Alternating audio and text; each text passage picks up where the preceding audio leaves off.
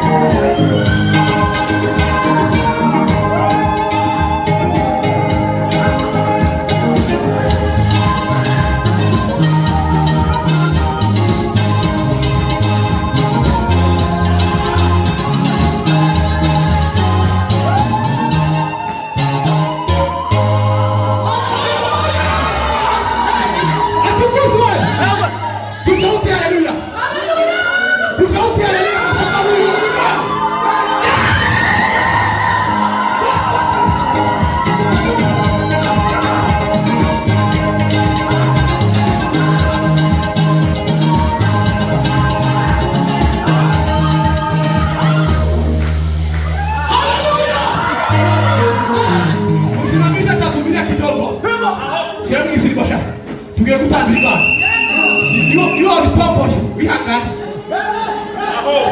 Tutatezea Mungu kwa sababu Mungu ni mwema. Mahali tulikuwa tunasikia atukufu. Atukufu.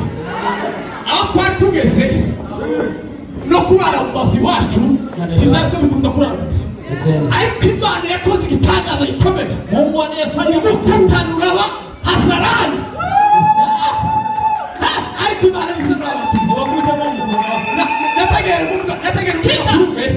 Aku ijambo rikomera Imana y'abanyamurenge umuzayitinde aravuga ngo n'Imana gusa kubera yuko bari bageze aravuga ngo abayobozi bose bagiye ngo iyo turonije kuba bigakubita abantu ngo hari kuba gahoreho yano tombo y'imoto hari kuba gahoreho ariko Imana izitegeka ibirika bigenda yarabigenze